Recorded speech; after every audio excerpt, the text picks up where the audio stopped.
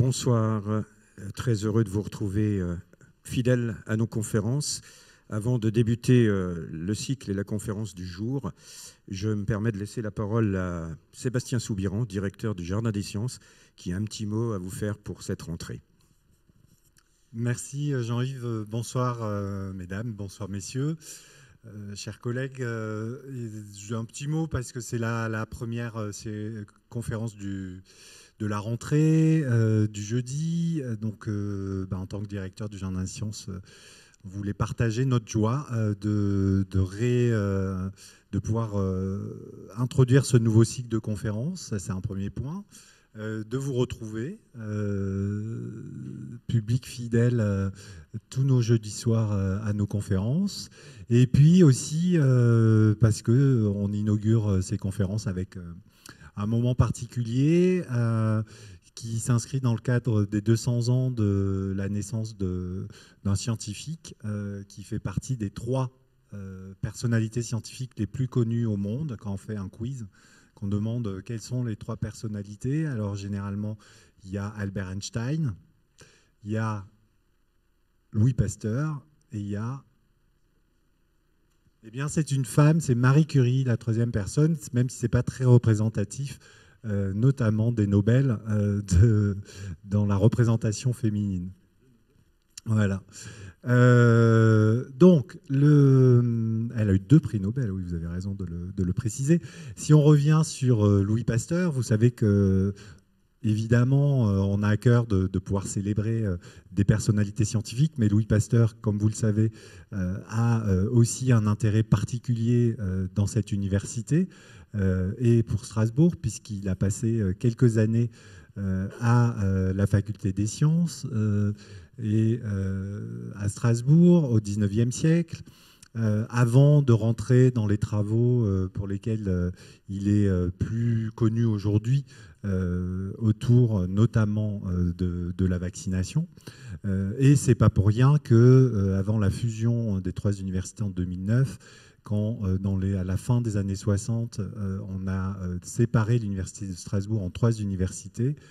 L'université qui avait plutôt une valence scientifique a pris le nom de l'université Louis Pasteur. Donc pour les plus anciens parmi nous, vous vous rappelez de cette université qui aujourd'hui est l'université de Strasbourg. Donc on est particulièrement content de pouvoir revenir sur l'histoire de ce personnage qui a partagé son histoire avec celle de l'université de Strasbourg. Et donc à ce titre-là, il me paraissait important de s'inscrire dans cette célébration. L'autre point important, c'est que nous avons eu la chance d'avoir plusieurs prix Nobel dans cette université, mais nous avons aussi la chance d'avoir plusieurs personnalités de cette institution scientifique, ou en tout cas qui reconnaît les personnalités scientifiques, qui est l'Académie des sciences. Et parmi eux, Eric Westhoff nous a accompagnés dans la construction de ce cycle. Et c'est grâce à lui, en tant qu'académicien, qu'il a pu mobiliser ses collègues qui ont été en capacité d'intervenir à propos de ce cycle Pasteur. Donc c'est pour ça que vous allez être gâtés pendant 2 mois, puisque en partenariat avec l'Académie des sciences, nous allons pouvoir recevoir plusieurs personnalités qui sont avant tout des personnalités scientifiques et en même temps qui ont eu cette reconnaissance par leur pairs et entré dans cette institution.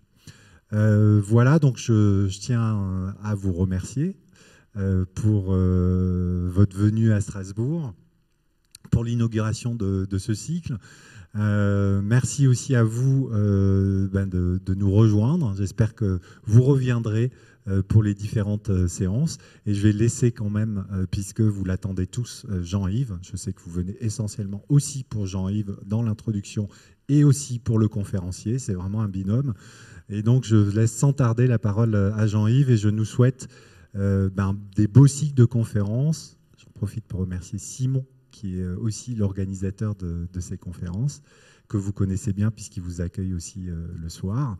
Et donc, à très vite, j'espère, et à bientôt. Et je vous souhaite une bonne conférence. Voilà, merci Sébastien. Donc, on va entrer sans plus tarder dans le vif du sujet, si j'ose dire. Donc, nous allons parler aujourd'hui des vaccinations face aux défis pandémiques. Vous le savez, avec la Covid-19, des mots endémie, pandémie, virus sont devenus, si j'ose dire, viraux. Hein. Donc, évidemment, vous savez aussi que notre planète est confrontée à bien d'autres pandémies, comme Ebola, les grippes, les SARS et Nipah, et plus récemment la variole du singe, par exemple. Et puis, si la recherche, si la science produit des modélisations mathématiques qui sont capables de montrer, par des scénarios qui semblent plausibles et à court terme, l'évolution des pandémies, il n'en reste pas moins que leur anticipation n'est pas forcément toujours très facile. Donc, on voit que là, l'importance des vaccinations est là, bien présente, pour contrôler ces pandémies. Et bien que la Covid nous ait aussi montré que construire, produire des nouveaux vaccins avec rapidité, c'était quelque chose qui était possible. Vous savez aussi qu'il y a encore d'autres problématiques, à savoir comment est-ce qu'on peut arrêter réellement une pandémie. Et là, on est confronté aussi à parfois de nombreux Français encore qui sont hésitants face au vaccin. Donc tous ces problèmes, toutes ces dimensions vont être abordées par notre invité du jour, que nous avons le plaisir donc d'accueillir, le professeur Philippe Sansonetti, qui est donc, vous êtes microbiologiste, chercheur, médecin à la base, et vous êtes professeur émérite à l'Institut Pasteur. Là, vous vous êtes occupé de pathogénie microbienne moléculaire. Également professeur émérite au sein du Collège de France, où vous avez occupé la chaire sur la microbiologie et les maladies infectieuses. Et puis, vous avez travaillé aussi pour l'INSERM sur une unité colonisation et invasion microbienne des muqueuses. Donc, pas mal de cordes à votre arc, si j'ose dire, et votre expertise vous a permis d'être un pionnier dans l'analyse génétique de tout ce qui a trait à ces problèmes de bactéries pathogènes. Et puis, depuis 40 ans, votre expertise, on peut le dire, je pense, nourrit aussi la meilleure compréhension des maladies infectieuses. Vous avez été également président du comité de pilotage au sein de l'Office mondial de la santé qui s'intéressait au développement de vaccins pour contrôler les problèmes de maladies diarrhéiques.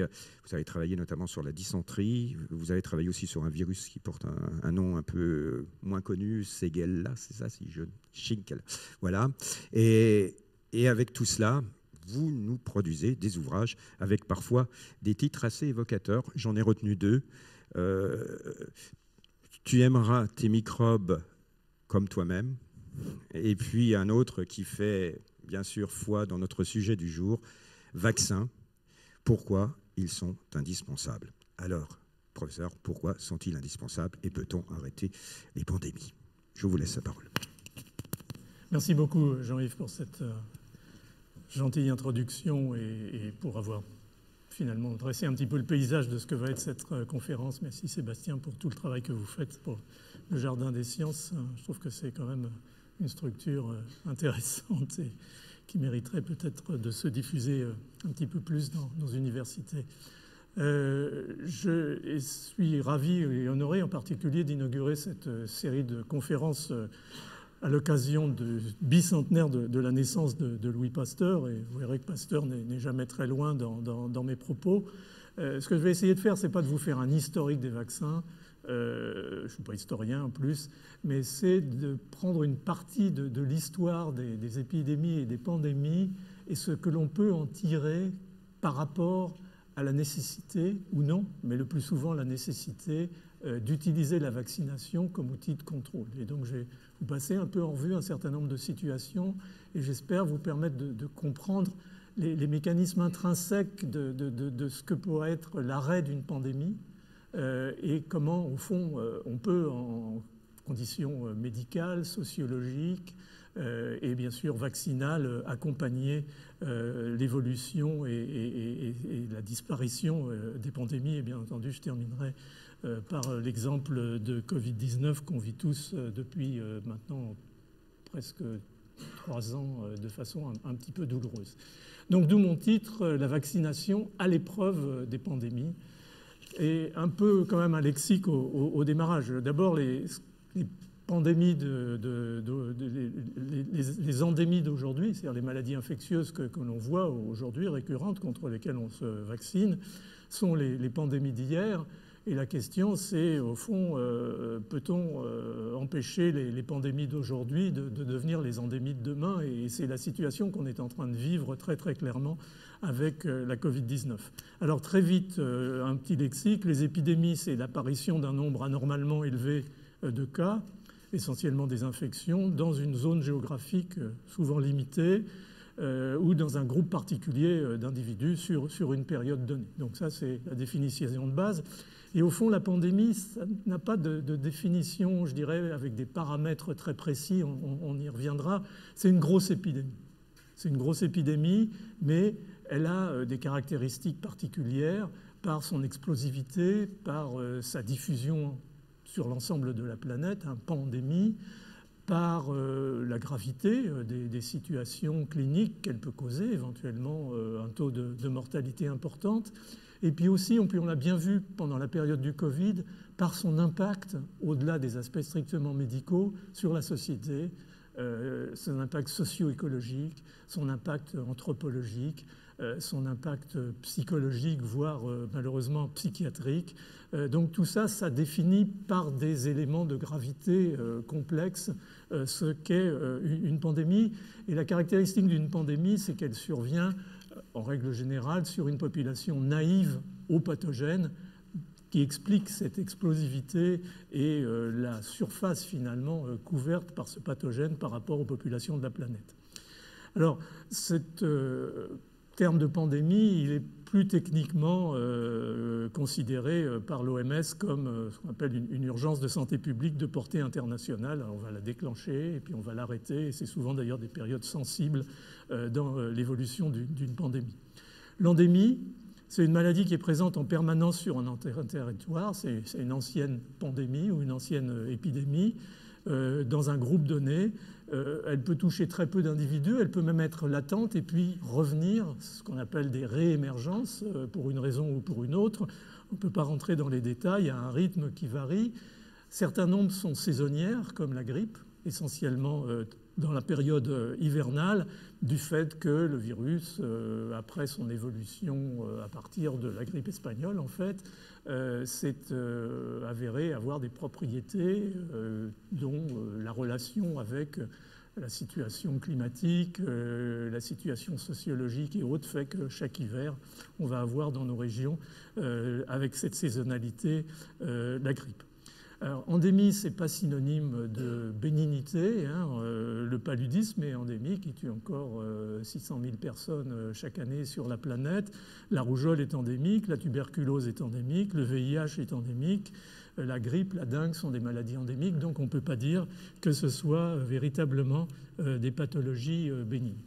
Alors, bicentenaire de Pasteur, j'ai essayé de faire un exercice, de me dire, ça c'est la galerie de mes héros personnels, j'oblige personne à la partager. Quand je vois chacun d'entre eux, c'est avec une grande émotion. Il y a Pasteur et l'école pasteurienne, bien entendu, qui a joué un rôle primordial dans, au fond, ce qu'on appelle l'origine infectieuse des maladies, car à l'époque, les maladies, c'était essentiellement les maladies infectieuses. Pasteur a eu cette approche scientifique de fait de sa capacité en tant que chimiste à traiter les problèmes quasiment dès cette époque au niveau moléculaire, à introduire véritablement cette vision microbienne et moléculaire des maladies.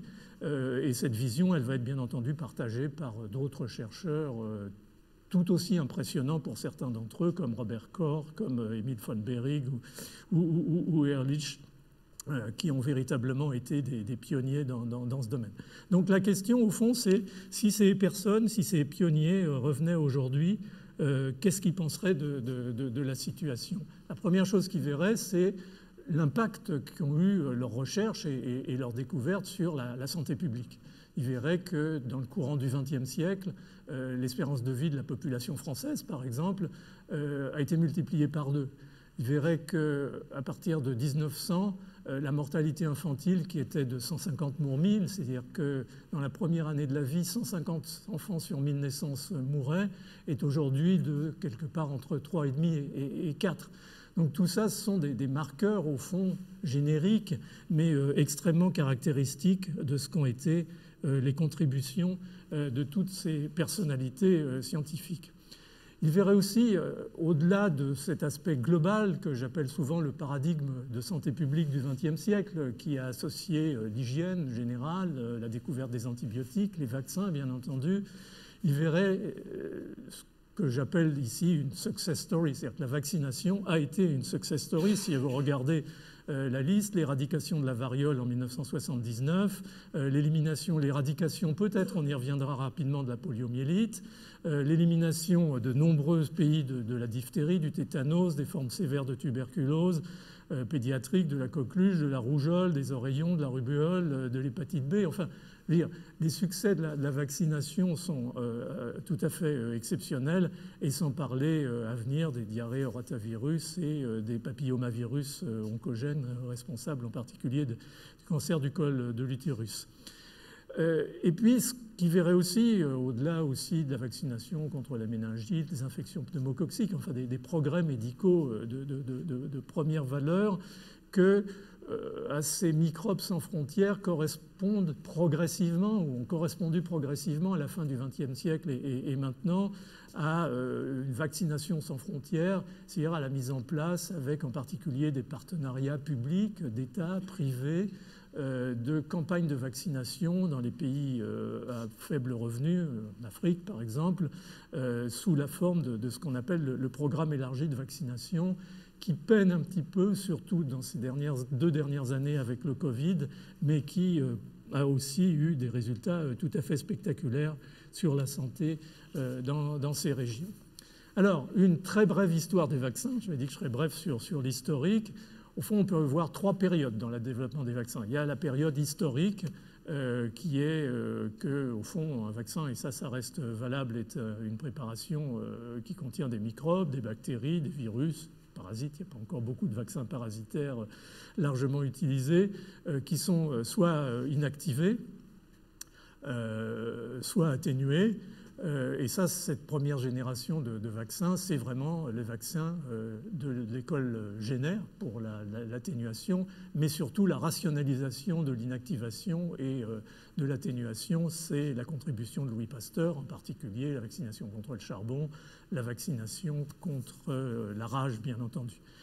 Puis une deuxième génération de vaccins, ce qu'on appelle les vaccins sous-unités, c'est-à-dire plutôt que de se servir du microbe entier, on se sert de parties de ce microbe, ce qu'on appelle des protéines ou des sucres d'ailleurs complexes qui sont immunogènes et qui peuvent de façon isolée assurer la protection lorsqu'ils sont injectés, surtout souvent en association avec un adjuvant, parce qu'en utilisant un seul ou deux antigènes, on est peut-être un petit peu moins efficace que si on utilise l'ensemble du microbe, mais on y gagne en particulier en sécurité et bien sûr donc en tolérance.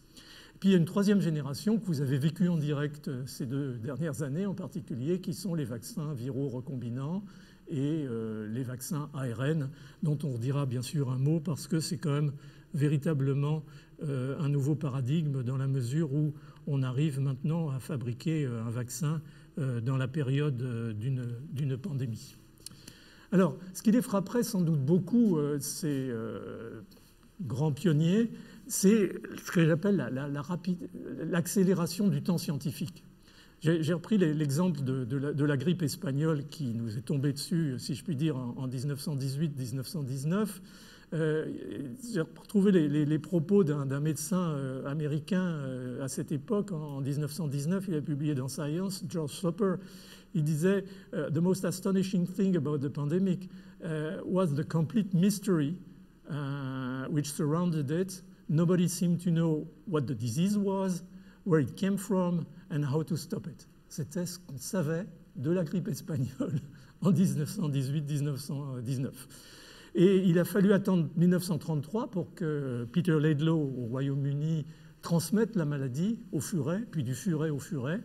donc c'est considéré comme le découvreur du virus de la grippe, que son collègue Wilson Smith le cultive sur œuf embryonnaire, ce qui va permettre de multiplier le virus et prépare au fond le premier développement d'un vaccin, confirmé par microscopie électronique, puisque le microscope électronique est sorti aux environs de 1935. Le premier vaccin contre la grippe, 1944-45, c'est Jonas Salk aux États-Unis. Et en 1970, les premiers antiviraux, la ribavirine. Donc vous voyez le temps scientifique de 1978 à 1970, c'est lent. Et ce qu'il verrait, c'est que pour le Covid, la vitesse a été extraordinaire et que la science a été d'une efficacité, je dirais, exemplaire, dans la mesure où le virus a été supposé au mois de décembre 2019 en Chine.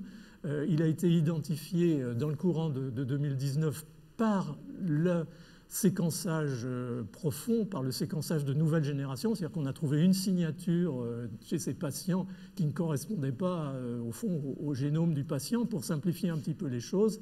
Et à partir de là, en quelques jours, on a séquencé ce virus, ce coronavirus qui est un ARN positif. On a pu ensuite assez rapidement l'isoler, le cultiver.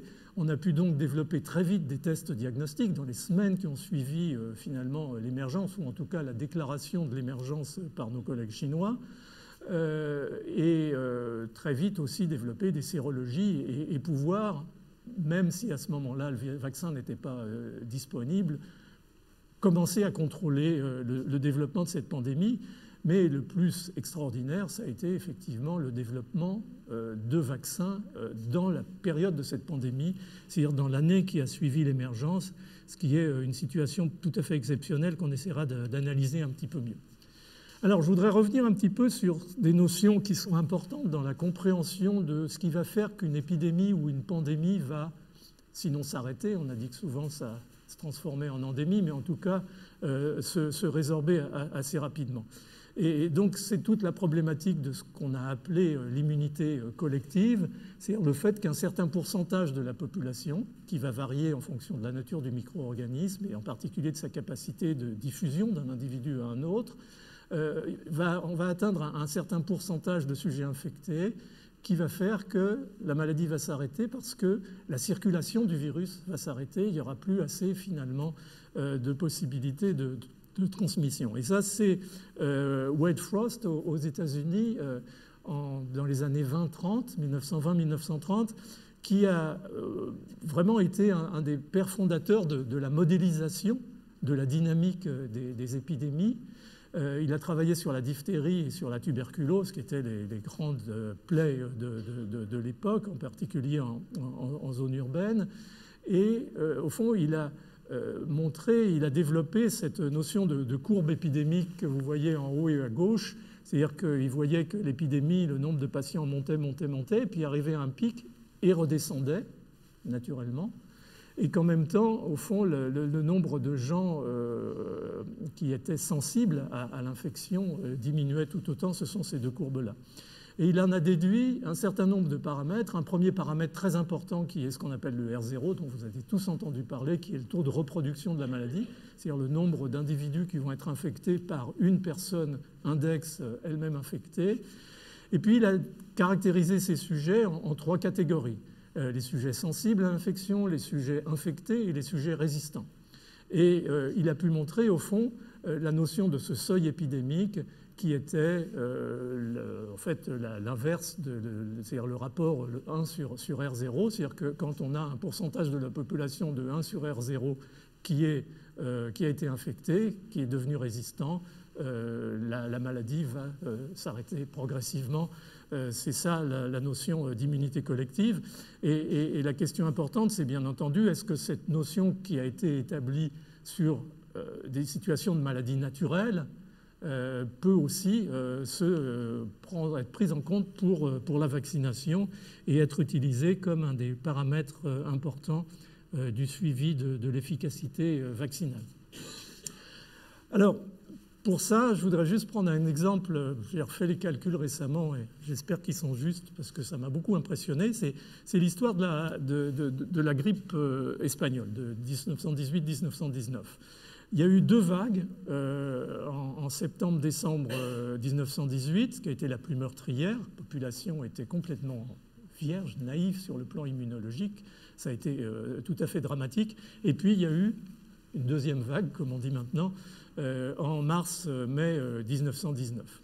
Elle aurait touché au minimum 500 millions d'individus sur la planète. Gardez les chiffres en tête, c'est un minimum, c'est-à-dire pour une population à l'époque qui était d'1,3 milliard à 1,5 milliard, environ 30 à 40% de la population mondiale a été touchée, et avec un taux de reproduction qui a été très bien calculé, qui était de 1,8. Alors le taux de mortalité variait considérablement dans certaines régions, comme d'habitude, malheureusement, dans les pays les plus pauvres, de 10 à 20%. C'était dramatique sur le plan de la mortalité pour certaines régions, en particulier en Amérique du Sud. En Inde, on a dit qu'il y avait eu peut-être 20 millions de morts en Inde de la grippe espagnole, ce qui fait froid dans le dos. Peu de doute sur les chiffres, mais bon, c'était très très important, alors que dans les pays occidentaux, dans les pays déjà à niveau de vie et à niveau médical relativement plus développé, elle a été en règle générale de 3%, peut-être 5%, dépendant des endroits.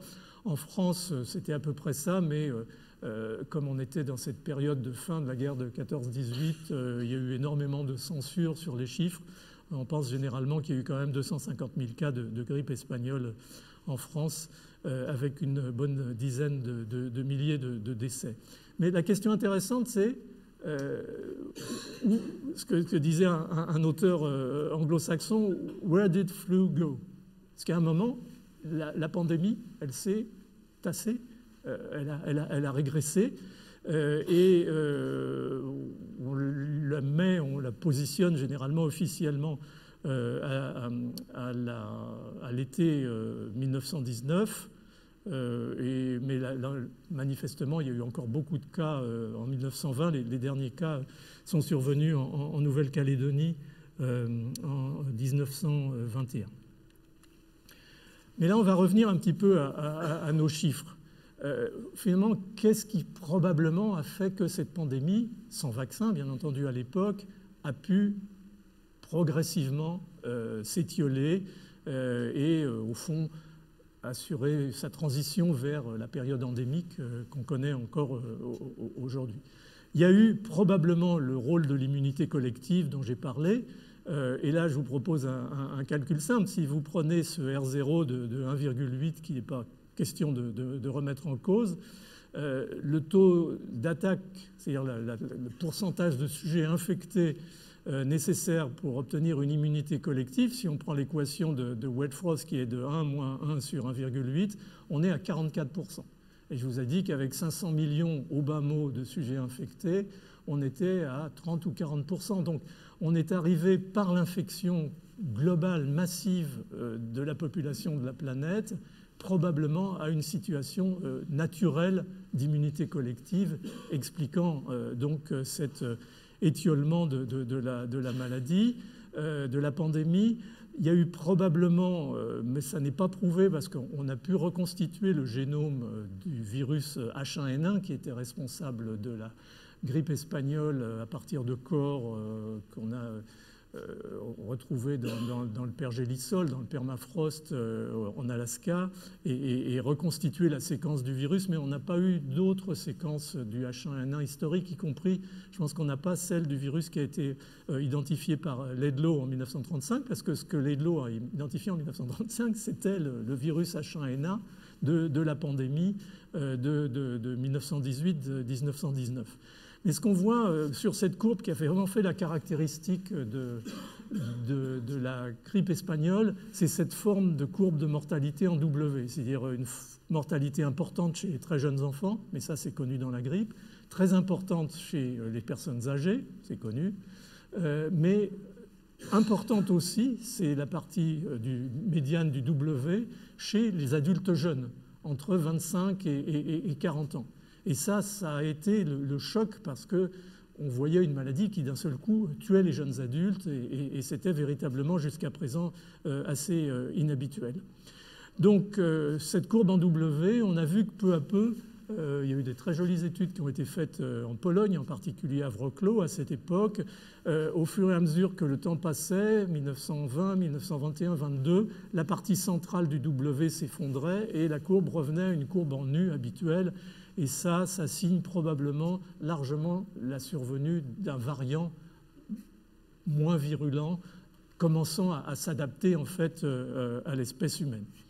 Alors, c'est comme ça que, médicalement parlant, virologiquement parlant, la grippe espagnole s'est progressivement étiolée et arrêtée, en tout cas que pandémie.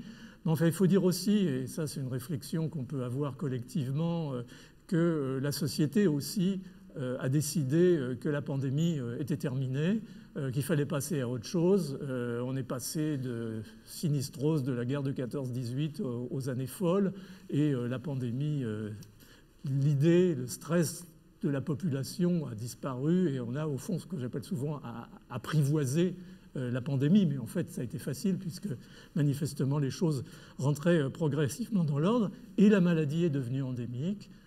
Rapidement sur un mode saisonnier. Encore une fois, c'est ce virus H1N1 que Laidlaw a identifié en 1935 avec son équipe. Et puis ensuite, il s'est modifié par réassortiment et on a eu ces fameuses épidémies, ou pandémies plutôt, de grippe de Hong Kong, de grippe asiatique et ainsi de suite. Mais au fond, c'est le H1N1 qui est resté un peu le châssis sur lequel s'est construit la grippe moderne, si l'on peut dire. Donc c'était un peu une des réflexions, je pense qu'il était important d'avoir pour que vous compreniez peut-être un petit peu mieux les choses. Alors la question c'est, est-ce que ce qu'on a dit sur la maladie naturelle, en particulier d'immunité collective, d'immunité de groupe, est valable avec la vaccination? Ben, la réponse est oui, bien sûr. Parce que, au fond, le vaccin, il stimule l'immunité comme le fait l'infection naturelle, parfois un petit peu différemment, parfois plus efficacement même que la maladie elle-même. Mais il y a des exigences. Et les exigences, elles tiennent une fois de plus à cette fameuse équation de Frost, 1 moins 1 sur R0. Le R0 de la rougeole, c'est 20. C'est-à-dire que c'est une maladie extrêmement transmissible, et vous le savez, en tout cas, nos parents ou nos grands-parents le savaient, en tout cas quand la vaccination n'existait pas encore. La vaccination contre la rougeole, lorsqu'elle a été mise en place, vous voyez la courbe aux États-Unis, la rougeole a disparu, il y a eu un petit rebond, on a mis une deuxième dose et c'était terminé. Mais quand vous faites ce calcul 1 moins 1 sur R0, vous vous apercevez qu'il faut vacciner au moins 95% de la population pédiatrique pour contrôler et ce qu'on appelle éliminer la maladie. Ça ne veut pas dire que le virus de la rougeole a disparu, mais il est éliminé. Et la maladie est éliminée. Et ça, c'est un élément important parce que c'est extrêmement exigeant. Et vous avez vu que dans les années écoulées, je me suis pas mal battu là-dessus, sur ce créneau en 2017, avec ce livre sur les vaccins. Il suffisait qu'on descende un petit peu en dessous. La population pédiatrique a été vaccinée à 85%, mais on voyait réapparaître des épidémies de rougeole parce qu'il y a des petites poches d'un endroit ou un autre à partir duquel le virus peut repartir, et retombant sur une population qui n'est pas assez vaccinée, on passe au-dessus du seuil épidémique et on a des blips comme ça d'infection par la rougeole. Alors le problème du contrôle maintenant et de l'élimination des maladies infectieuses, il ne se réfléchit pas uniquement chez nous, mais il se réfléchit à l'échelle de la planète, et tout ce qui est en rouge, c'est les pays qui encore, malgré le programme élargi de vaccination, n'ont pas acquis cette taux de vaccination qui permettrait l'élimination globale de la rougeole. Alors, elle est attendue par l'OMS, elle est incitée, elle est tout ce que vous voulez, mais malheureusement, la rougeole existe encore. Mais ce qu'on voit, c'est qu'avec un vaccin, comme on a vu avec la grippe espagnole naturelle, on peut contrôler une maladie infectieuse avec, bien sûr, des exigences en particulier de niveau de vaccination importantes. Alors, si nos pères fondateurs revenaient aujourd'hui, ils seraient quand même étonnés de voir qu'en 2019, par exemple, l'OMS a déclaré les 10 plus grandes menaces contre la santé humaine, et que parmi ces 10 plus grandes menaces contre la santé humaine, celles qui sont en rouge, c'est 6, et encore on pourrait presque dire que d'autres lui sont liées à des problèmes de maladies infectieuses, la pandémie de grippe qu'on attend un jour ou l'autre, de grippe aviaire éventuellement, la résistance aux antibiotiques, Ebola et les autres champs pathogènes émergents, bien sûr, on va en reparler, et c'était dans les mois qui ont précédé la survenue de l'infection SARS-CoV-2, de Covid-19, la méfiance ou la défiance vis-à-vis des vaccins, qui est une inquiétude majeure, qui peut-être aura régressé, je l'espère, à l'occasion de la pandémie de Covid, parce que la population aura vu l'efficacité de la vaccination en matière de contrôle d'une pandémie ou d'une épidémie en général. La dengue, le VIH, enfin bon, vous voyez, tout ça, c'est dans les grandes priorités. Et au fond, même si je veux dire, ça serait venu comme une surprise pour nos pères fondateurs, je pense qu'ils n'auraient pas été si surpris que ça, puisque Charles Nicolle, qui était un des grands élèves de Pasteur, prix Nobel de médecine et physiologie en 1928 pour la découverte de la transmission du typhus. Il écrivait dans son livre, qui était en fait une compilation de ses leçons au Collège de France, il y aura donc toujours des maladies infectieuses, c'est un fait fatal, je vous passe la suite. Il anticipait, et il a été probablement un de ceux qui a le plus anticipé ce qui s'est confirmé dans la suite du siècle et au XXIe siècle, c'est-à-dire la survenue de maladies infectieuses émergentes. Il y aurait ajouté, ou nos pères fondateurs et nous-mêmes pourrions y ajouter, d'autres éléments de risque aux maladies infectieuses qu'on a vu, je dirais presque exploser à la figure pendant le Covid, c'est-à-dire le fait que notre population vieillit et que les personnes âgées sont plus sensibles aux maladies infectieuses. On aura plus de 8 millions de personnes de plus de 75 ans en France en 2030, excusez-moi, et il serait temps de se préoccuper de ce problème majeur. On a de plus en plus, du fait du progrès de la médecine, des sujets immunodéprimés qui sont extrêmement sensibles à ce type de processus infectieux. Il y en a probablement environ 200 000 en France à l'heure actuelle, qui ne sont pas toujours bien vaccinés. On a vu qu'à l'occasion du Covid, ils pouvaient être malheureusement non seulement très fortement touchés, on a vu une hécatombe chez en particulier les transplantés rénaux ou les gens en hémodialyse, mais être aussi malheureusement des porteurs chroniques à partir desquels pouvaient sortir des variants assez ennuyeux. Donc tout ça, c'est une population importante. Et puis on a vu aussi les comorbidités, on a vu à quel point les sujets obèses, les sujets diabétiques, les sujets ayant des maladies cardiovasculaires, même plus jeunes, étaient particulièrement sensibles à cette maladie. Donc ça a été vraiment...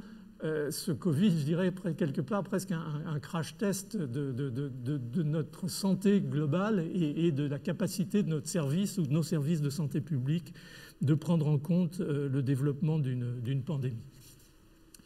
Alors, qu'est-ce qu'on peut dire d'autre? Je ne sais plus si je vais vous... Oui. Au fond, on a parlé de cet arrêt de pandémie. Il peut se faire progressivement. Est-ce qu'on peut intervenir et le faire plus rapidement? Et quelles peuvent être les situations dans lesquelles on va contrôler une pandémie? Alors, le premier exemple, c'est celui du SRAS. J'y reviendrai très, très rapidement, qui a été contrôlé par... cette fameuse triade tester, tracer, isoler. Et je vous expliquerai pourquoi on a réussi à le faire. C'est donc une des pandémies qui a été contrôlée en quelques mois par des mesures simplement de barrières, puisqu'il n'y avait pas de vaccin ni de traitement disponible.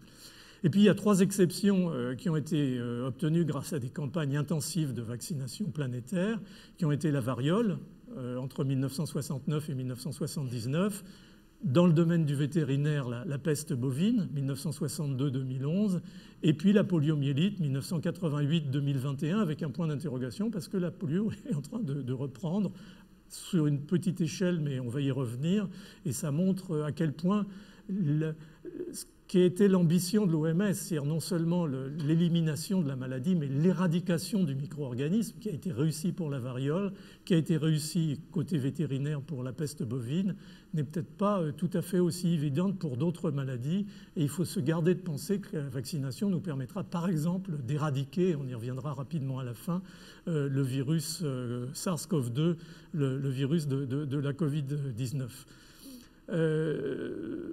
Donc, oui, peut-être c'est implicite, mais l'élimination, hein, c'est vraiment la disparition de la maladie sous ses formes cliniques. L'éradication, c'est vraiment l'élimination du micro-organisme, du pathogène responsable. Alors, c'est construit depuis quelques années ce que j'appelle un modèle ou l'émergence d'un modèle de contrôle des émergences. C'est lorsque une pandémie, une épidémie au début, mais prenant vite une dynamique de pandémie est reconnue, on va bien sûr se caler sur un diagnostic et une déclaration le plus rapidement possible. L'objectif, c'est d'identifier et de bloquer la chaîne de transmission. C'est ce qu'on appelle le processus de l'endiguement, et vous l'avez vu à l'œuvre malheureusement de façon assez chaotique dans notre pays au mois de février-mars, disons, 2020, lorsque Covid-19 nous est tombé sur la tête. Ça implique une combinaison de diagnostics précoces avec des outils adaptés, robustes, au plus près possible du patient. Et on a vu les progrès scientifiques qui permettent d'avoir ce test maintenant disponible.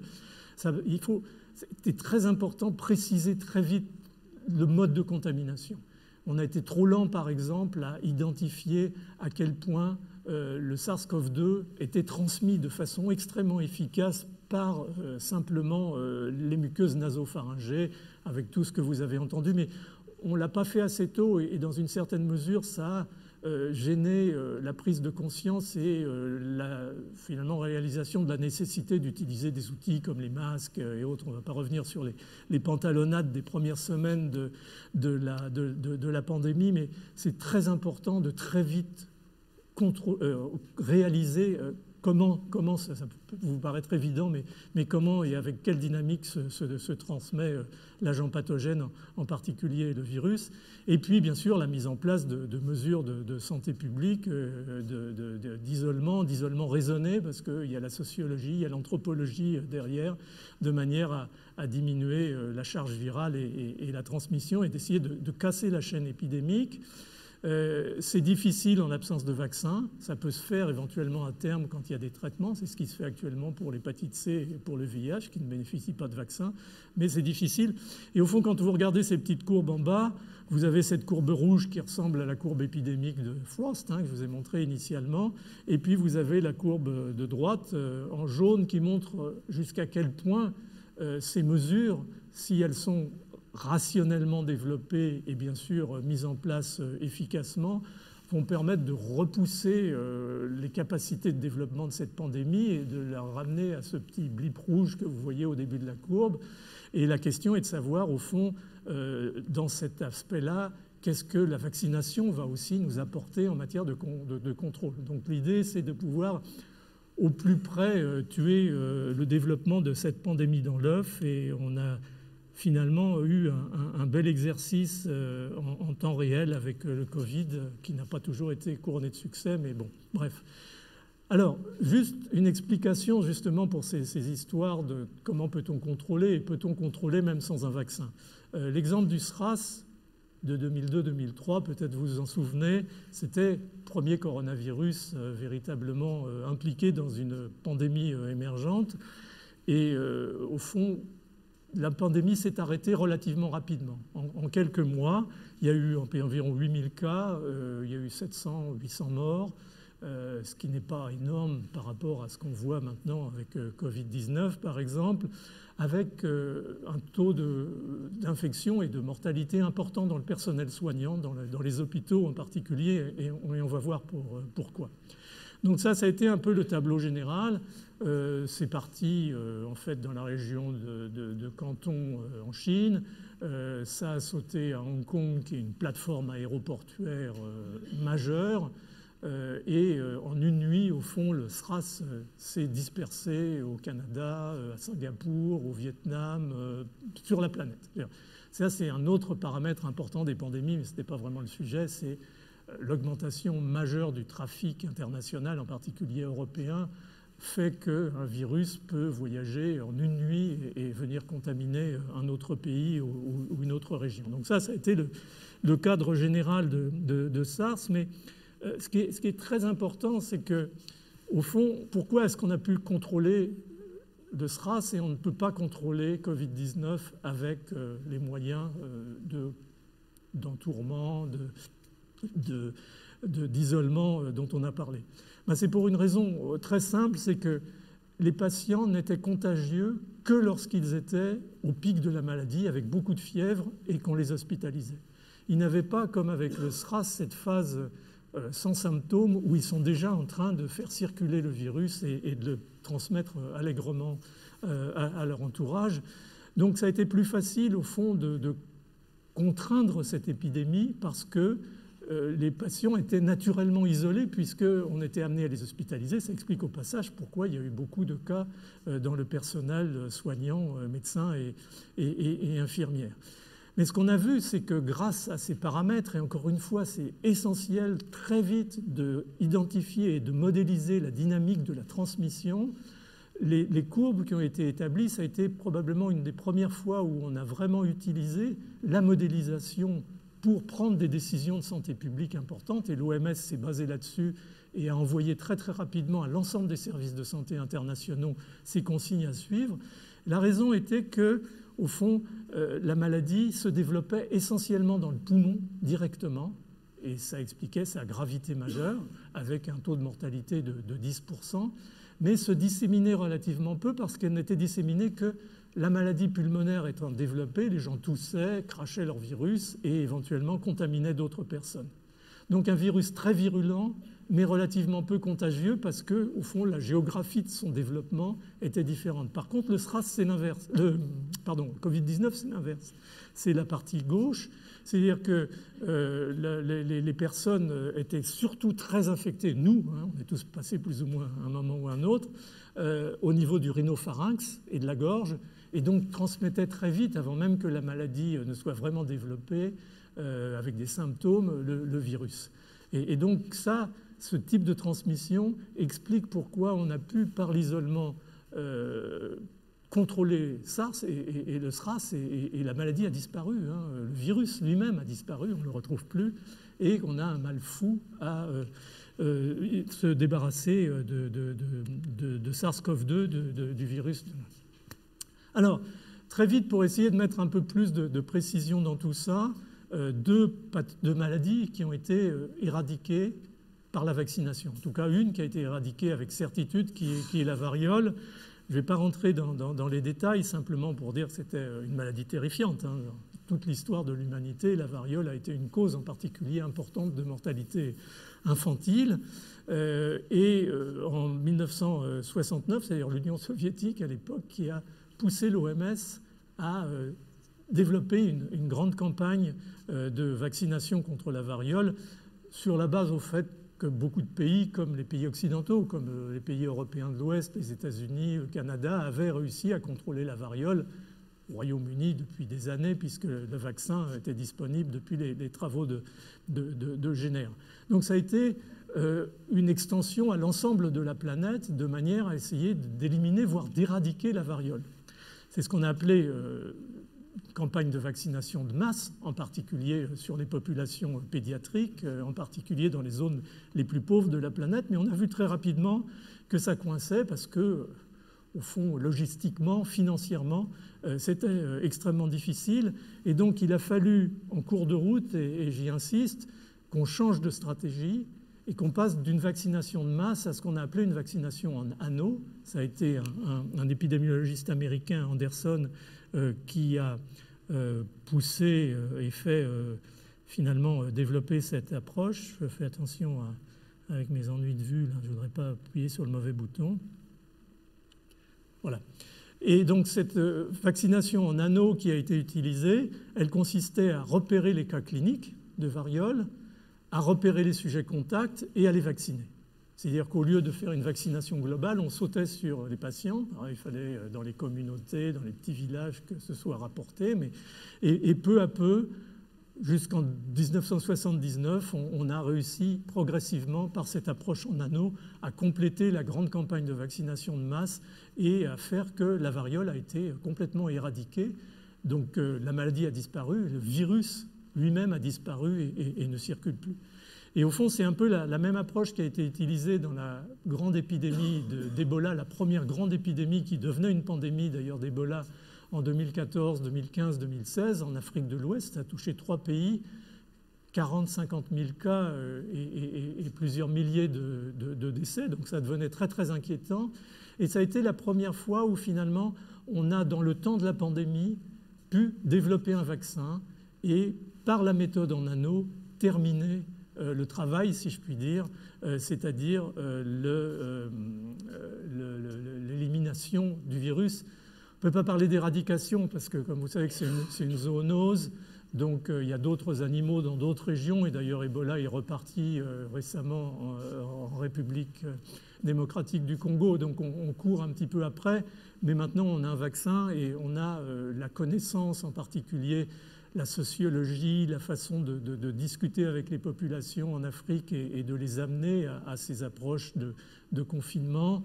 Voilà, ces choses se sont accélérées et Ebola a été vraiment un bel exemple de ce qu'on peut faire en faisant coïncider à la fois les techniques à l'échelle de grande surface d'isolement des populations, enfin d'isolement des patients, et puis la vaccination pour terminer les choses. Donc ça a été un bel exercice qui devient finalement quelque chose un petit peu de rationnel ou qui apporte du rationnel. Alors, à partir de là, on peut commencer à se poser des questions à partir du modèle variole en particulier. Qu'est-ce qui fait qu'on a pu éradiquer la variole? Ce qui fait qu'on a pu éradiquer la variole, et vous allez voir que ce n'est pas des paramètres dans le cahier des charges qu'on va retrouver avec d'autres maladies, en particulier avec Covid-19, c'est que les cas cliniques étaient toujours visibles, il n'y avait pas de forme asymptomatique de la variole, premièrement. Deuxièmement, il n'y avait pas de réservoir animal, c'était uniquement une maladie humaine. Et troisièmement, le vaccin était vraiment très efficace en donnant une immunité très forte et une immunité en particulier cellulaire stérilisante à très long terme sur la vie. Donc on avait là un certain nombre de paramètres que vous voyez n'existent pas avec Covid, où on a des porteurs asymptomatiques, où on a éventuellement un réservoir animal. Donc la situation n'est pas aussi optimale qu'on pourrait l'espérer. Alors la polio, je vais passer rapidement pour dire que, au fond, ça a été pareil. C'est-à-dire que les pays occidentaux ont commencé à se vacciner dès que le vaccin Salk, vaccin virus inactivé sur les 3 sérotypes, et le vaccin qui était un vaccin vivant atténué, le vaccin Sabin, ce qu'on appelle le VPO, l'utilisation un peu mélangée selon les pays de ces vaccins a permis assez rapidement de contrôler la poliomyélite et voir les courbes vraiment s'effondrer en termes de nombre de cas. C'était véritablement une pandémie terrible parce qu'elle touchait des enfants, des adolescents. Il y avait non seulement la mortalité, mais il y avait les paralysies qui étaient véritablement... Moi, j'ai vécu ça. J'ai vu encore des patients en réanimation du fait de poliomyélite à l'hôpital Claude Bernard à Paris quand j'étais interne. Donc, c'est pas si ancien que ça. Et donc, ça a vraiment déterminé une réaction générale en se disant qu'il faut se débarrasser de la polio, au-delà de ce qui avait été fait dans les pays occidentaux. Et à partir de 1988, il y a eu une grande opération qui a associé, sous les auspices de l'OMS, le Rotary International, l'UNICEF, la Fondation Bill et Melinda Gates, et le soutien de Nelson Mandela en 1996 qui prêchait pour Kick Polio Out of Africa. C'était une vraie coalition internationale pour aider à se débarrasser de la polio sur l'ensemble de la planète. Et effectivement, en utilisant essentiellement le vaccin polio oral, parce que c'est le plus facile à administrer, on donne 3 gouttes sur la langue et l'enfant est vacciné, on a vu peu à peu les cas de polio diminuer. voire disparaître sur quasiment l'ensemble de la planète, sauf dans quelques pays, au Pakistan, en Afghanistan et au Nigeria. Mais en 2021, l'Afrique a été déclarée free of polio, comme d'autres continents, et on pensait au fond qu'on était en train d'arriver à l'éradication. Les sérotypes 2 et 3 ont disparu, le sérotype 1 continuait à tourner en Afghanistan, au Pakistan, mais on pensait que ça allait pouvoir se résoudre. Et donc on pensait qu'on était arrivé à l'éradication, c'est-à-dire à l'élimination véritable du virus des 3 sérotypes de virus de la polio. Donc de chance, on a vu en 2022 réapparaître de la polio de type 1 au-delà de l'Afghanistan et du Pakistan au Malawi, en Afrique. Donc la maladie a été transportée. Et puis on voit apparaître une chose plus compliquée encore, qui sont des polios vaccinales. C'est-à-dire le vaccin polio oral qui a été utilisé a tendance à muter, et une fois sur 1 million, il va donner une poliomyélite. Et là, on voit peu à peu disséminer au niveau de la planète du vaccin polio oral muté, virulent. Et il y a encore quelques mois, un cas à New York de polio chez un sujet non vacciné, je vous rassure. Si on est vacciné, on ne risque rien. Et une circulation démontrée à Londres, à Jérusalem, et je ne sais plus dans quelle autre ville, à New York bien sûr, ce fameux virus muté, virus vaccinal, ce qu'on appelle les polios vaccinales. Donc on n'est pas encore débarrassé de la polio, c'est pour vous montrer, j'essaye d'être honnête dans cette analyse, que ce sont des choses extrêmement difficiles, et quand vous mettez bout à bout le début de la vaccination contre la polio aux États-Unis puis en Europe, et la fin qui maintenant est prévue pour 2026, mais on ne sait pas si ce sera réalisé, vous voyez qu'on a plus de 70 ans pour essayer d'éradiquer une maladie infectieuse avec un vaccin, ce qui est la réalité des choses, et on ne peut pas faire plus dans cette situation où ce virus était vraiment partout finalement dans la nature.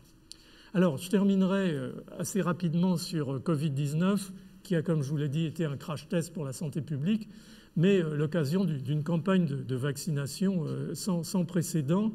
En moins d'1 an, on a eu 2 vaccins anti-Covid-19 sur le marché, occidental en tout cas, tous deux exprimant cette fameuse protéine S de spicule là, qui fait la forme de virus en couronne et qui est la cible dominante pour l'immunité protectrice. Mais il y a eu 200 candidats vaccins, ça a été prolifération de travaux sur la vaccination contre Covid-19 absolument ahurissante. Enfin, c'est ces deux-là, le vaccin adéno-recombinant, comme vous le savez très bien, et le vaccin ARN messager, qui ont fait la preuve d'abord de la rapidité de mise en place, et puis d'une relativement bonne tolérance, encore qu'il y a eu des soucis avec le vaccin adéno-recombinant, et donc maintenant vous savez que tout le monde globalement, en tout cas dans les pays occidentaux, est vacciné par les vaccins ARN messagers. On a sauvé avec la vaccination entre 500 000 et 1 million d'Européens. C'est un exploit parce que je veux dire, sinon on serait parti sur une cinétique à peu près équivalente à celle de la grippe espagnole qui a tué, on l'a dit, jusqu'à environ 100 millions de personnes. On est quand même déjà environ 15 millions de décès sur la planète de Covid-19. C'est quand même pas négligeable pour ceux qui disaient que c'était une grippette. Et ce qui est intéressant aussi, c'est que on a préservé bien sûr nos systèmes de santé publique grâce à cette vaccination. On a empêché l'hôpital d'imploser en réalité dans beaucoup de pays. Et puis on a préservé aussi l'économie et la société en empêchant ces drames que représentent les confinements ou qu'auraient représenté des confinements récurrents. Donc on voit que l'impact de cette vaccination dans une situation où il était très difficile d'assurer, comme l'ont fait les Chinois par exemple, une politique Covid-0, a été essentielle et assez caractéristique en fait, je pense, de la mentalité occidentale. Donc adéno, on n'en parle pas. Vaccin ARN, juste pour insister sur le fait que ce n'était pas nouveau, c'était pas une nouvelle technologie, mais c'est une technologie extrêmement précise qui permet au fond d'injecter dans des microparticules lipidiques de façon à ce qu'elles se distribuent efficacement dans les cellules un ARN messager, c'est-à-dire qu'ensuite c'est nous qui codons la protéine S qui est au fond codée par cet ARN messager. Et cet ARN messager a dû être, ça a été les travaux de Carico, Weissman et d'autres, adapté à cette situation de manière à être plus stable, de manière à produire plus de protéines, de manière à aussi être moins pro-inflammatoire en changeant des bases. Et donc tout ça a été un travail tout à fait exceptionnel sur le plan scientifique et qui a été très vite transféré à la recherche et au développement et à la vaccination, puisque vous savez que les premiers travaux ont été commencés dès le mois de janvier 2020 et que le vaccin était sur le marché au mois de décembre 2020. Alors, qu'est-ce qui s'est passé pour expliquer cette situation ? Là, je vous mets le modèle de développement d'un vaccin comme je l'ai connu, c'est-à-dire le vaccin à la papa. C'est-à-dire entre le moment où on décide et le moment où le vaccin va sur le marché, il y a 12 ans. En moyenne, 6 à 12 ans, ça dépend un petit peu des vaccins, 6 ans pour la rubéole, 12 ans pour d'autres, voire même plus. Mais c'est une moyenne. Alors, pourquoi ? Parce que vous voyez de la gauche à droite, il y a d'abord le temps de la recherche fondamentale et des études précliniques. Et ça prend du temps. En tout cas, ça prenait du temps jusqu'à, par exemple, la vaccination adéno, recombinant ou ARN messager. Et puis là, on passait sur ce qu'on appelle un Study Review Board qui analyse les résultats, comité d'éthique, et qui vont décider si on peut commencer une phase, c'est-à-dire tester la tolérance du vaccin, si éventuellement un peu l'immunogénicité. Et puis en fonction des résultats, le Study Review Board, il se réunissait encore et il décidait avec le comité d'éthique si on pouvait passer en phase 2, c'est-à-dire plus de personnes impliquées dans ces essais cliniques. Et puis là, on regardait bien la réponse immunitaire et si on touchait à des corrélats de protection, des choses comme ça. Et puis si tout ça marchait bien,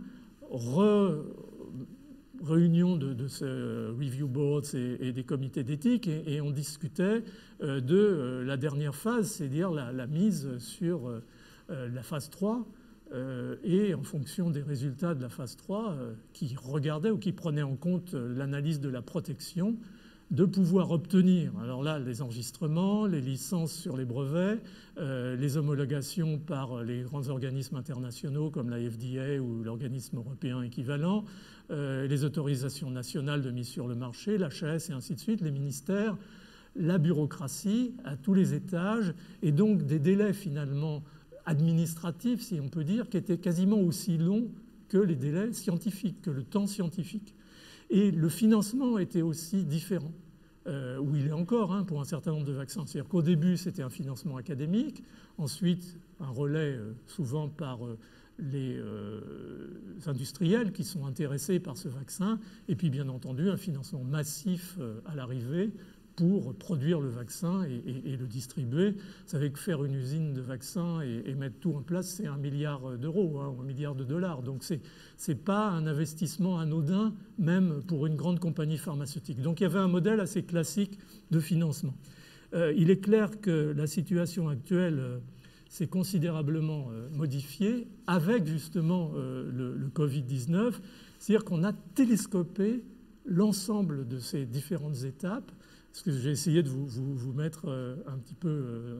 Donc, le temps de recherche a été réduit considérablement, à quelques semaines ou quelques mois, puisque les plateformes d'ADN recombinant d'adénovirus ou les plateformes de fabrication des ARN messagers étaient déjà prêts. Donc, on n'avait même pas besoin du virus, il suffisait d'avoir la séquence de cette protéinase pour faire tout de suite les ARN messagers nécessaires. Donc, ça pouvait aller très vite. Ensuite, ces phases rouges là, administratives réduites parce que le dossier venait en haut de la pile par rapport à tout ce qui était en attente.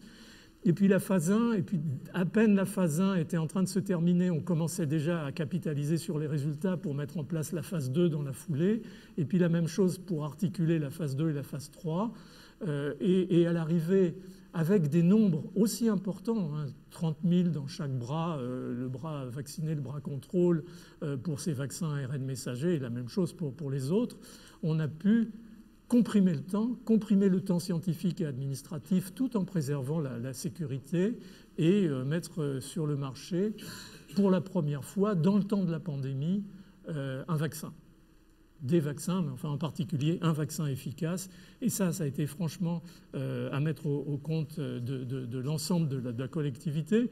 Et un modèle de financement un peu différent, parce que vous voyez qu'est venu s'intégrer ce gros pâté vert un peu plus foncé assez tôt dans les phases de développement, qui est la contribution des États, et en particulier de l'État américain, et éventuellement des États européens, qui ont permis au fond aux industriels de lancer plus rapidement la mise en place des conditions, des buildings, des équipements nécessaires à la production de ces vaccins. Donc il y a eu un nouveau paradigme, je dirais, de développement à tous les niveaux, au niveau scientifique, au niveau administratif, au niveau financier, qui a permis de comprimer considérablement les choses. Et bon, ben voilà, c'est un modèle maintenant, c'est un nouveau paradigme. Est-ce qu'on pourra faire mieux? C'est pas impossible. Est-ce qu'on peut faire plus mal? Ça, c'est toujours sûr. Alors, dernière chose, au fond, l'avantage qu'on avait, parce qu'il faut être quand même un petit peu honnête, c'est qu'on savait déjà que la protéine S était l'antigène dominant protecteur. On le savait depuis le SRAS. Pourtant, on avait commencé à faire des vaccins, mais on n'avait pas été bien loin. Donc il faut savoir qu'il y a aussi, au niveau scientifique, des approches de plus en plus sophistiquées pour identifier le plus vite possible un antigène protecteur ou des antigènes protecteurs d'un pathogène émergent. Et ça, je ne peux pas rentrer dans les détails, mais c'est ce qu'on appelle la vaccinogénomique, c'est la fusion de processus de mise en place de vaccins avec la connaissance du génome des virus ou des bactéries qui seraient éventuellement responsables de cette émergence, et l'identification avec des algorithmes d'antigènes potentiels importants et la possibilité de les tester très vite, ce qu'on appelle de high throughput chez des animaux d'expérience, tous les précliniques, et d'accrochage finalement à cette première étape de développement vaccinal que j'avais montré dans les diapositives précédentes.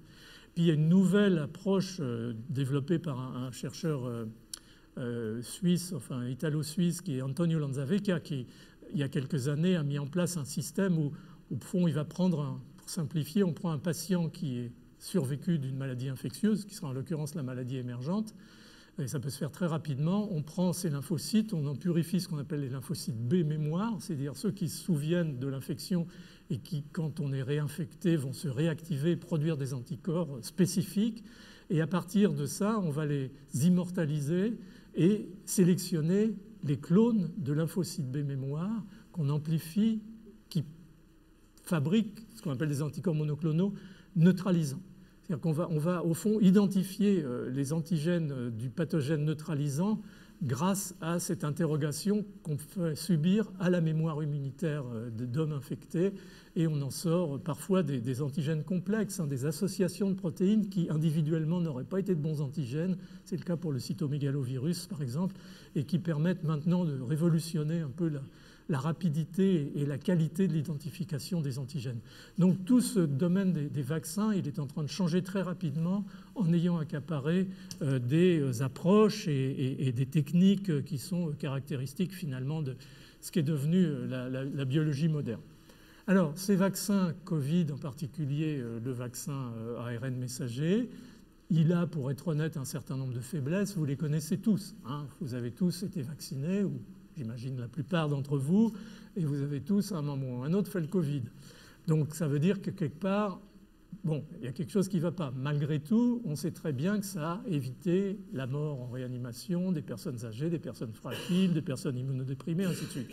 Donc si ça n'était que ça, ce serait déjà très important, et ça a permis finalement de faire, à la fois sur le plan médical, sur le plan socio-économique et sur le plan psychologique, d'assurer cette domestication de la pandémie et de diminuer finalement son impact à la fois médical et sociétal. Donc c'est important. La limitation néanmoins, c'est que la mémoire immunitaire induite par ces vaccins ARN messagers, en tout cas celui-là, est relativement courte, et ça explique la nécessité de faire des rappels relativement réguliers. Cette problème de balance dans la reconnaissance immunitaire entre, disons, la formation de lymphocytes B producteurs d'anticorps et de lymphocytes B mémoire, c'est un moment très critique dans la réponse immunitaire. Elle va un petit peu trop dans un sens et pas assez dans l'autre. Et il va falloir essayer, en faisant probablement des injections, des rappels supplémentaires, en les ajustant aux variants, comme au Omicron, ce qu'on vit en ce moment, améliorer cette situation. Mais il y a aussi de la recherche fondamentale derrière, et la biologie de la mémoire immunitaire est certainement quelque chose qu'il faut développer encore plus à l'heure actuelle. La seconde limitation, c'est que ces vaccins sont injectés par voie intramusculaire, et donc ils ne stimulent pas l'immunité des muqueuses. Et donc, finalement, ils ne protègent pas contre, ou très peu efficacement. Au début, oui, mais au fur et à mesure que les variants se sont accumulés, de moins en moins au niveau des muqueuses. Et donc, les gens vont rester sans maladie, sans signes cliniques graves, en particulier respiratoires, mais vont être porteurs et éventuellement disséminateurs en dépit de la vaccination. Et c'est ce qui explique, on l'a dit tout à l'heure pour les critères d'éradication, qu'il va être extrêmement difficile d'éradiquer la maladie. Alors qu'est-ce qu'on peut faire? On peut éventuellement administrer des vaccins muqueux. Il y en a qui commencent à être en études cliniques, mais c'est peut-être un petit peu tard par rapport à l'évolution de la pandémie, en tout cas dans nos pays, dans les pays occidentaux, où on peut faire des vaccins qui induisent des taux d'anticorps neutralisants tellement supérieurs à ceux qu'induisent des vaccins à ARN messager, qu'on va pouvoir faire que ces anticorps sériques vont transuder au niveau des muqueuses et protéger aussi contre le portage. Ça, c'est les vaccins protéines purifiées associées à un adjuvant. Alors, je ne veux pas citer de firme commerciale, mais vous en connaissez une française très bien, qui a malheureusement échoué à développer dans les temps initiaux de la pandémie son vaccin. Mais il est fort probable que ce type de vaccin va devenir important dans cette assurance d'avoir des taux d'anticorps encore plus élevés et peut-être d'améliorer aussi le niveau de la mémoire immunitaire. Ils ne sont peut-être pas aussi exceptionnels qu'on aurait espéré en matière d'immunité, de ce qu'on appelle les cellules T, qui sont responsables, en particulier les lymphocytes T, CD8, responsables de ce qu'on appelle la stérilisation. C'est-à-dire qu'en fait, ces lymphocytes, une fois immunisés, ils sont capables de tuer les cellules infectées et donc de stériliser l'immunité. C'est la combinaison des anticorps qui neutralisent et des cellules T qui stérilisent, qui fait qu'on va guérir définitivement d'une maladie et qu'on ne va pas rester porteur. Donc il y a tout un tas de choses qui doivent s'améliorer. L'Institut Pasteur était parti sur un vaccin rougeole comme plateforme de développement d'un vaccin Covid. Malheureusement, ça a échoué, mais c'était une bonne idée parce que le vaccin rougeole stimule une immunité T très efficace et très prolongée, donc très stérilisante sur l'ensemble de la vie de l'individu. Et puis, il y a bon, je pense que je vais arrêter de tirer sur les vaccins ARN messagers parce qu'au fond, ils nous ont permis de sortir de cette situation extrêmement dramatique. C'est ma dernière diapositive. Et donc, ce que je voulais vous dire, c'est que la vaccination a clairement permis d'engager la transition pandémo-épidémique de Covid-19 dans les régions où la population a été efficacement vaccinée. Question, peut-on éliminer Covid-19? La réponse est oui, comme pour la rougeole par exemple, mais au prix d'une vaccination de l'ensemble de la planète. Et pour l'instant, le retard dans les pays du Sud en particulier est abyssal en matière de vaccination. Et là, on n'a pas véritablement joué notre rôle comme il aurait fallu vis-à-vis des pays à faible revenu. Pour ce qui est de l'éradication de SARS-CoV-2, je pense que j'ai été assez clair. Vous oubliez pour l'instant parce qu'aucun des critères n'est rempli pour pouvoir l'éradiquer. Je ne vais pas passer en revue les raisons pour ça. Et au fond, la conclusion, c'est que l'OMS n'est pas prêt de siffler la fin de l'urgence de santé publique de portée internationale, compte tenu de ce que je vous ai dit. Mais encore une fois, voilà, j'ai essayé de vous analyser l'impact des vaccinations, leurs avantages, leurs limites parfois, et comment elles ont pu contribuer à amener à une optimisation de la prise en charge le plus rapide possible des pandémies. Voilà, merci de votre attention. Merci.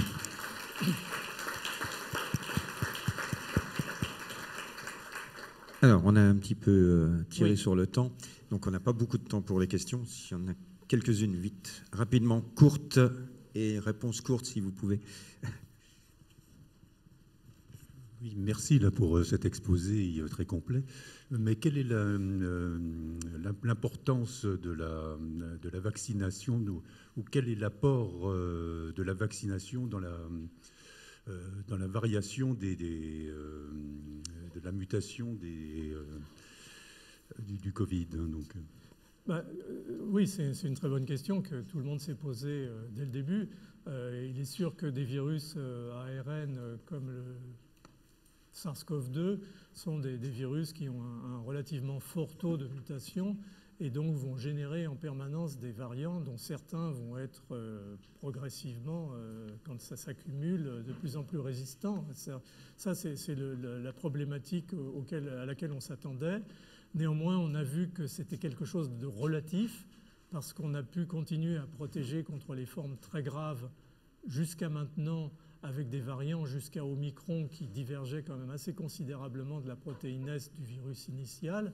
Et puis on sait maintenant qu'avec la rapidité de mise en place par cette plateforme d'un nouveau vaccin, on peut combiner maintenant avec le vaccin, la protéine S initiale et puis la protéine S d'Omicron, c'est le vaccin qui sort ce mois-ci. Donc on court après, mais on a eu les mêmes problèmes avec la vaccination contre le pneumocoque. Initialement, c'était 7 sérotypes, il a fallu passer à 13, il a fallu passer à 24, mais ça, c'est la science qui répond à ces questions-là. Ce n'est pas un obstacle absolu. Bonsoir, une petite question. On évoquait donc les anticorps. Sauf erreur de ma part, il y a des virus dits aériens et sanguins, et pour lesquels la durée des anticorps est beaucoup plus longue pour les virus sanguins que aériens. Vous l'avez évoqué un petit peu, l'immunologie à la fin. Donc, ouais. Comment est-ce qu'on identifie ou qu'on explique cette faible durée de vaccination, d'où des rappels fréquents pour des virus, pour les virus grippaux, et beaucoup plus long pour les virus comme la grippe ou la rougeole, quoi. Enfin, pas la rougeole ou les autres maladies. Oui, c'est parce que les vaccins aussi sont différents. Le vaccin contre la rougeole, je vous l'ai dit, c'est un vaccin vivant atténué qui a une forte capacité de stimulation à la fois de la réponse anticorps et de la réponse T, et une forte capacité de développement d'une mémoire immunitaire à la fois B et T. Donc c'est quelque part, comme le vaccin contre la fièvre jaune, par exemple, le vaccin idéal. Là, on est dans une situation où on peut difficilement imaginer qu'on puisse faire des vaccins coronavirus atténués parce qu'avec la variabilité, on va se retrouver avec des histoires comme on a à faible niveau, mais malgré tout, ça devient préoccupant avec la polio. Donc voilà, encore une fois, ce qui a été fait a certaines limites. On peut sans doute améliorer les choses, mais ça a permis de passer cet orage initial et de sauver beaucoup de monde.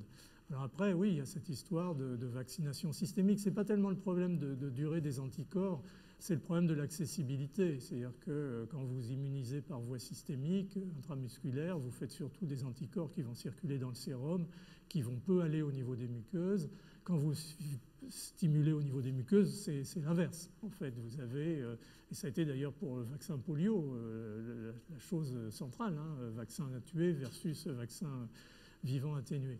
Donc c'est plus un problème et un jeu de localisation de la réponse qu'on veut qu'un jeu de durée de vie des anticorps. Alors j'ai une question avec une dame là. Voilà. Oui, merci pour cet exposé. La question que je voudrais poser, c'est pour réussir à éradiquer une pandémie, il faut agir au niveau mondial, surtout aujourd'hui avec tous les échanges qu'on a sur toute la planète. Or, il y a une politique de brevets qui pèse sur la diffusion de ces produits au niveau de l'ensemble des pays du monde. Est-ce qu'on avance de ce côté-là? Qu'est-ce qui est fait?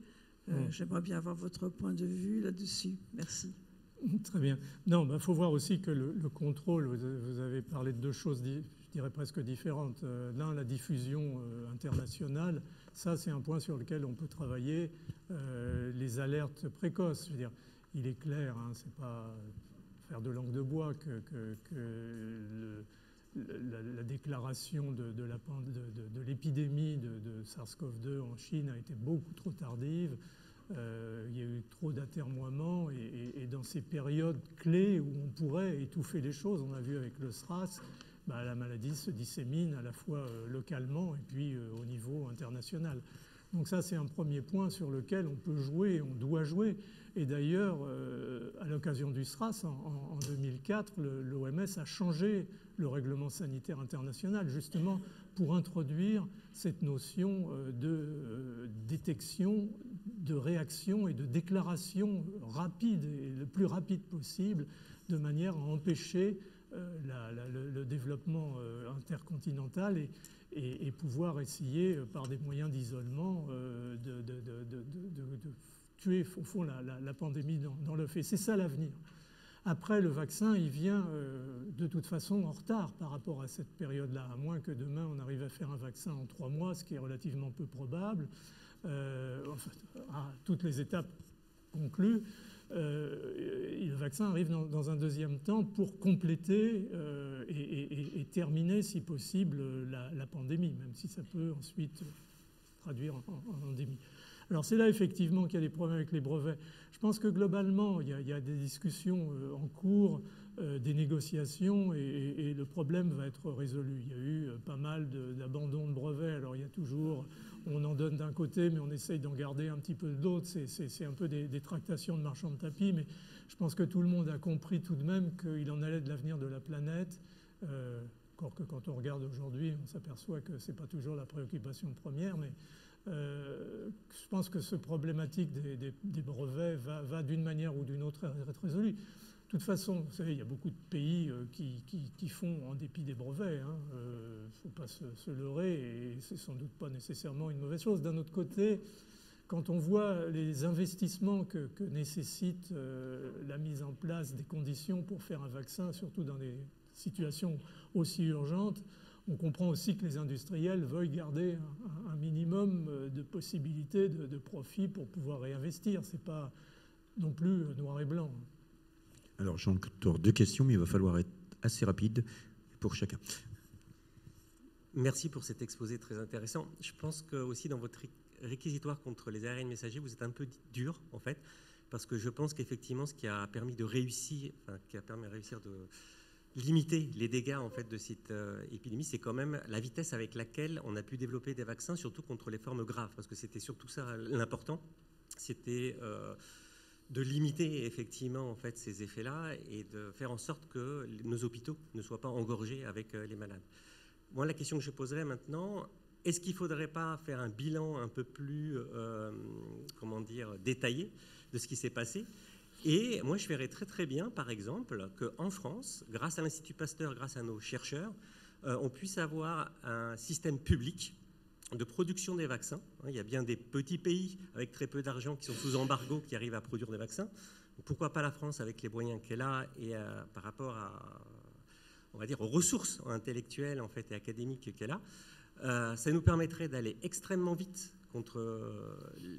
répondre en fait, aux épidémies à venir avec la technologie que vous avez décrite, c'est-à-dire détection des parties antigéniques, production avec les ARN messagers, avec des études cliniques raccourcies, puisque grâce aux ARN messagers et puis avec des systèmes adaptés, on pourrait très très vite en fait, les développer. Je pense que ça rassurerait énormément aussi la population. Il y aurait un taux d'acceptation de la vaccination beaucoup plus important, sachant que ça serait public, et ça serait l'équivalent d'un centre de transfusion sanguine, mais pour la vaccination. Ouais. Et ça ne coûterait pas si cher que ça, parce que ça serait bien inférieur à 1 milliard. Et 1 milliard, la France, elle peut se le permettre. Une réaction, mais comme on doit rendre l'amphi bientôt, ouais. Vous pouvez à la limite parler aussi en sortant. Ouais. Voilà, mais vite fait, une réaction. Une réponse très rapide, c'est... Moi, je comprends très bien cet argument. Je pense qu'à un moment, tout de même, on a besoin des industriels pour le métier, la capacité qu'ils ont à fabriquer dans des conditions de sécurité maximales. Il faut reconstruire un système industriel pour la vaccination, mais à ce moment-là, on va aussi le développer, on va le demander pour les médicaments. Je ne sais pas. Je pense que dans un système tel qu'on le connaît actuel, c'est un modèle idéaliste peut-être pour ce qui me concerne. Je vous donne mon avis très sincère. Mais je pense qu'on peut s'en sortir correctement avec les industriels, sous réserve qu'effectivement, il y ait... L'académique, elle a quand même un rôle très très important initialement dans la mise au point des vaccins, et ça peut aller très loin avec l'aide de fondations, avec l'aide même des industriels. C'est vraiment pour les dernières étapes dont on en a besoin. Et Vous regardez, quand l'État s'occupe des choses, ce n'est pas toujours aussi bien fait que par des compagnies privées. Je ne veux pas dire de mal, mais je veux dire, du temps de l'Union soviétique, par exemple, la qualité des vaccins était très médiocre. C'était l'État qui s'en... Je pense qu'il y a des risques, mais je comprends l'argument et idéalement, c'est sûr, ce serait peut-être une solution, mais le coût... Voilà, on va conclure là. Merci encore Philippe Sansonetti. Juste deux brèves avant qu'on se quitte. La semaine prochaine, on donne rendez-vous sur Pasteur à l'Alsace avec Maxime Schwartz et j'ai oublié son prénom. Annick Perrault, qui vous parleront de tout cela. Et juste pour votre information, si vous avez la possibilité, à 15h le 12 octobre au Musée d'Art Moderne, vous avez la diffusion d'un docu-fiction d'Arte sur justement la facette Pasteur-Corps, les deux géants face à face sur les microbes. Si ça vous intéresse, c'est gratuit, entrée libre. Voilà, merci, bonne semaine et à bientôt.